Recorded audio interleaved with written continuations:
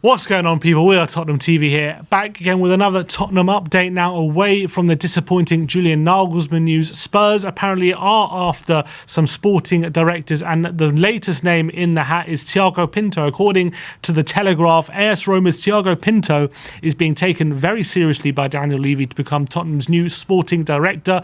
Pinto is believed to be keen on the prospect of working in England and would most likely welcome an approach. Pinto is currently Roma's sporting director, doing a very good job with Jose Mourinho at the helm. He was also previously Benfica's sporting director, where they signed the likes of Darwin Núñez. They brought through Gonçalvo Ramos. They brought through João Felix at the time as well.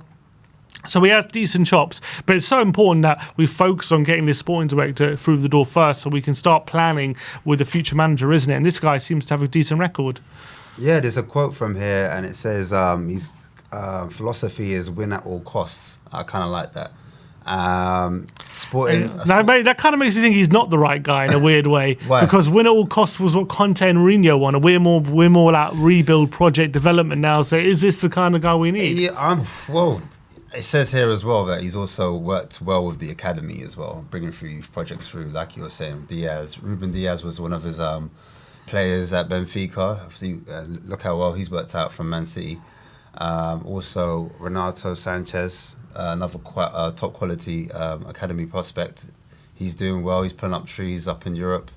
So, if he's going to bring in or improve our academy prospects and get them through the door, I mean, even if they don't make it into our first team, but we're able to sell on a decent amount, then it's going to be bringing money into the club. So we need to sort out the sporting director appointment as soon as possible, before we even bring in a coach. So I think this is very, very important right now that they get this one over the line. They sort this one out. We keep getting linked with this sporting director, that sporting director. But come on, let's just get it done now. I'm tired of the talking. I think the fans are getting tired of talking. We don't want it to be another witch hunt for managers. I've already mentioned before in a previous update, we don't want it to get to 100 days. We need it. We're getting close. And we need to get the sport director kind of settled in first before we can start even appointing a manager. So the longer the sporting director takes, you feel like that's going to be even longer for a manager to be appointed. And we've already lost probably Nagelsmann due to the fact that we don't have our house in order, essentially. So the longer this goes on, the more mess we're going to be in, essentially. Exactly. And that's the problem. But look, Thiago Pinto is the latest name. Hopefully he could be the guy. The fact that he's working in Mourinho and he's win at all costs kind of makes me feel like he should have been in charge when we had Mourinho or Conte, but whatever, is what it is. Next story, we're talking about Dayan Kulu. Now, we said yesterday that apparently his future is in doubt, but Ali Gold has poured cold water on those rumours, saying Tottenham do expect Dayan Kulu to be a Tottenham player next season, and they expect to sign him permanently in the summer, pouring cold water on any doubts that due to his poor form and maybe due to Tottenham being a investor, he might want to go back to Juventus. There are rumours of that, but it seems as though Tottenham do expect Kulusevski to sign on. I'm happy because age profile, type of player he is. We don't have many players like him in the club. He had a fantastic end of the season. I know the season hasn't been that great. He's had a little injury that's probably hampered his performance. The whole team hasn't been performing anyway, but I just feel like his age and his ability he's got a higher ceiling than most of the players in our camp right now. And it just takes a real good manager to get a real good coach to get the best out of him. And I'm sure he'll be a future star for us. We've seen what he's capable of already. And I want to see him in a formation maybe with players closer to him, more and obviously a more attacking style of play. I think that'll benefit him amazingly. And I also think it's been overblown how bad he's been this season. I do think it's been a disappointment considering how amazing he was for the first 6 months. I don't think he's been an absolute disaster like some people are saying, to the extent that we shouldn't consider signing him. I don't believe that at all. And I really think that 35 million euros for a player of his age, quality, is a no-brainer for me. Yeah. Next story we have is about Emi Martinez from Aston Villa. And according to Gaston Edul, who's a quite reliable Argentinian journalist, he says that the idea for Martinez is to leave Aston Villa this summer. He says that Martinez's main focus right now is to help Aston Villa qualify for European competition. He loves the team very much and he's loved by the fans, but there are high chances that he could leave in the summer. He doesn't want to leave on bad terms and wants to respect the club. It is expected that the offers will arrive when the season ends, and he'll sit and seriously consider those offers with Aston Villa. Tottenham, Chelsea and Man United are said to be interested in the goalkeeper. Obviously, he's a World Cup winner. He's had a good season for Aston Villa. I do have my reservations about Martinez because I do think sometimes his reputation for shithousery kind of precedes his actual quality as a goalkeeper. I don't think he's a bad goalkeeper, but I think people overrate him, in my opinion, because of that element to his game, albeit he's still a good keeper. But do you rate him? Do you see him as a future Tottenham number one?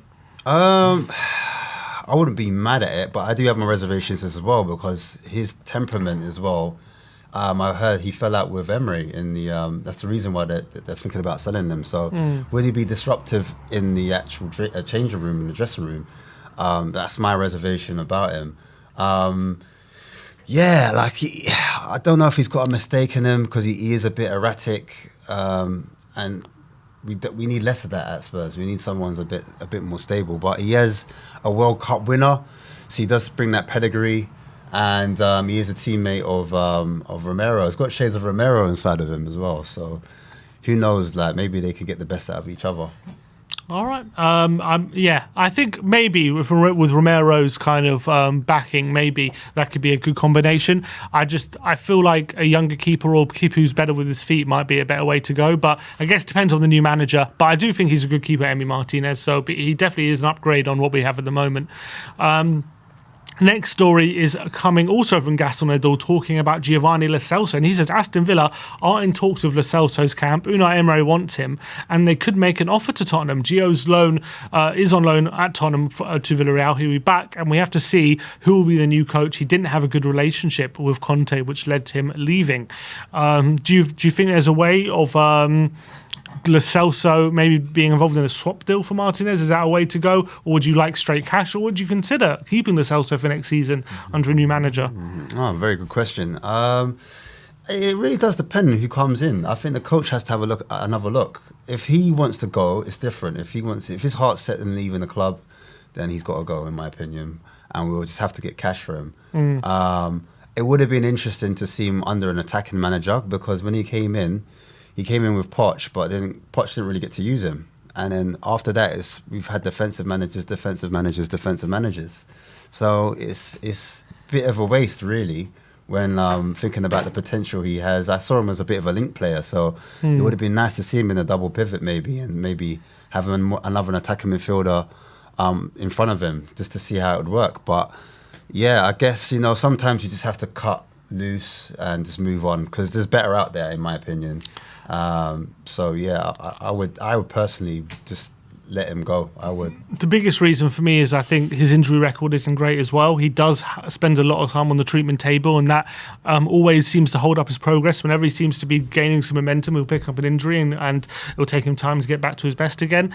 For me, I'm a big fan of his quality. I think he was underrated at his time at Tottenham, albeit for his last 6 months, it went pretty terribly, I have to admit. But I do think he's a good player, and Argentina seem to rate him highly because they pick him a lot. He's done all right at Villarreal. So if a new manager looks at him and considers him could be part of the squad, I would consider keeping him. But if we can get a fee for him, I agree. There's better out there, players who are more available as well, and he didn't seem happy here. So for me, it makes sense to move him on. Next up, we're going to be talking about Brian Hill, and he has been talking about his future next season, whether he wants to stay at Tottenham or whether he wants to be at Sevilla. He says, I don't know what the truth is. The truth is I'm very, very happy at Sevilla. I'm being very happy to belong to this club, but I have a contract with Tottenham, and I think it would be disrespectful to talk about staying at Sevilla at this time. Do you read into that he probably does want to stay, and just that he can't say it out loud? Yeah, that's it, right? He said it. But I respect the professionalism. You're a professional footballer, so you have to honour your contract, and also just in case Seville don't come in, he has to come back to those fans. So yeah, I think he would want to go. He has been doing decent. I've seen him have a few good performances over there. I just think that league suits him a lot more. However, I feel like if he was loaned out in the Prem, he would have toughened up. He would have got used to the league a lot quicker, and he might have developed as a player. I think Conte called him David Silva, like a mini David Silva, didn't he? So maybe he was played out wide, maybe in the wrong position, maybe in a 10. He might have flourished a little bit more. Who knows? It's bare question marks. So, but yeah, I like Brian Hill. I think he's a tricky little player, and he's shown spurts of quality. Whether he's ever going to be a star at Tottenham, I do question that. I don't know if he's ever going to be suited to the Premier League right now. Maybe under the right manager, he could be a good fit. I think right now it doesn't make sense to be him being at Tottenham unless we're gonna allow him to kind of be our starting player and kind of allow him to make mistakes and learn from it. I don't think he's ever going to get that time at Tottenham. That's what I question. So for me, I kind of feel like we might be better off letting him go, in all honesty, as much as I like him. I would just say, like, come link me. Like, I'll give you a couple protein shakes, a couple meal plans, buff up, and go hit the gym together. You know, hit a couple deadlifts, go to the bench. You know, just thicken up a bit. You know, and he'll be all right. All right, I'll get Gil on the phone to get a meal plan from you, right? Yeah. Exactly, get a workout plan. Last but not least, we have a story about Jed Spence, who unfortunately has picked up an injury out in France, which means he will miss the remainder of the season, which is a big blow considering he's been playing quite often and been doing okay. Obviously, he now will come back to Tottenham with a view of being part of the squad for next season. He has played 10 games for Rennes, which is obviously a lot more than he was playing in the first half of the season. I'm sure the loan would have done him good, but do you see him as part of the first team next season, or do you see another loan deal for him? It's tricky right now. It's kind of sticky because Porro's doing so well. I understand that we need like a backup to Porro and a little bit of rotation in cup competitions, etc. But I really want this kid to have as many games as possible. I'm all behind the free Jed, free my broski Jed. But obviously he's on the tables under the knife right now. He's come back to Tottenham.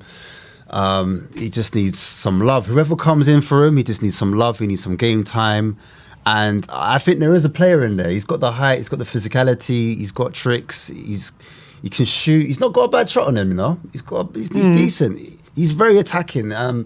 So I was really upset that he didn't get his chance, man. I think we buoyed him. I think we took the piss out of him. We did. First half of the season was a bit disrespectful. Yeah, it was disrespectful, man. I said, no. Considering we had like Doherty and Emerson stinking the place out a bit as well, first half of the season. I know Emerson went on to play quite well second half of the season, but first half they were terrible. As a wing back, come on, disrespect to my G. Come on, man. I want to see him part of the first team next season. I do think this loan deal would hopefully help him develop as a player a bit, maybe gain some confidence when it comes to like playing at that level of football, because obviously he's played the Championship a lot previously. But Sim, the thing is, we saw what he did to Arsenal. We saw Arsenal was shocked. They were like, oh, he's on the bench. He might come on. But we didn't even touch him. Yeah, you're right. And it was disappointing. So hopefully he'll get his chance next season. But I guess we'll have to wait and see what the new manager thinks. But look, that is your Tottenham update for today. Thank you for joining us and giving all your views and your likes. Thank you, Ashmatic, again for joining me for this video. What's up, you boys? Like, subscribe, and comment. And as always, come on, you Spurs.